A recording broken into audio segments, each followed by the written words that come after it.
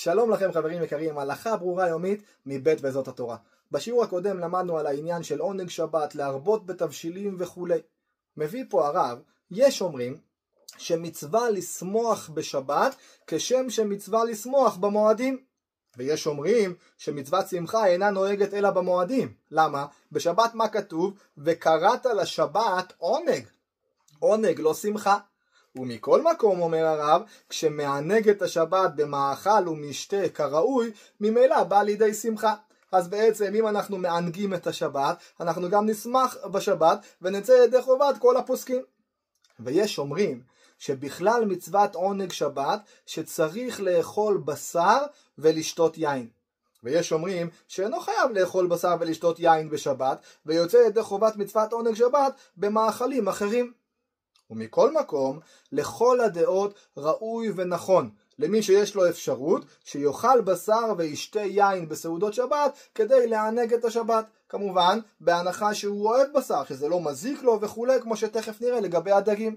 ובאמת, מה לגבי הדגים? יש הרבה שיח סביב הדגים. צריך לאכול דגים, חייב לאכול דגים, באיזו סעודה אוכלים דגים. אז באמת נראה שיש פה כמה דעות. אומר הרב ככה, מנהג ישראל לאכול דגים בשבת. ונתנו לזה המפרשים כמה טעמים.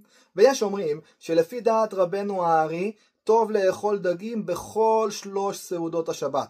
גם בליל שבת, גם בסעודת שחרית וגם בסעודה שלישית. ויש אומרים שעיקר אכילת דגים בשבת היא בליל שבת. ויש אומרים שעיקר אכילת דגים בשבת היא בסעודת שחרית. למה כבוד היום לעניין אכילה יותר חשוב מכבוד הלילה. ומכל מקום יעשו כמנהגם. ויש אומרים שעל פי דעת רבנו הארי עיקר אכילת דגים בשבת בסעודה שלישית. אם כן, יש מגוון דעות וכל אחד יעשה כמנהגו. אבל לפני שנמשיך, אני רוצה להקריא לכם לשון שמביא הרב בהערה בשם ספר רוח החיים. אומר הרב ככה, הספר רוח החיים מביא את זה בשם ספר קדים מקולס, שמי שאינו אוכל דגים בשבת, בא בגלגול.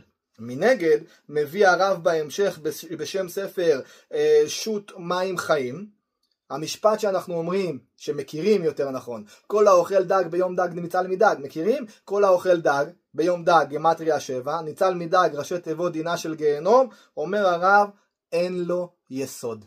אין יסוד למשפט הזה. נכון, יש עניין לאכול דגים, אבל לומר שמי שאוכל דגים על ידי זה ינצל מדינה של גיהנום, בוודאי שלא. ולכן, מי שהדגים מפריעים לו, בטח ובטח אם הם מזיקים לו, פטור מלאכול דגים. ברוכים תהיו.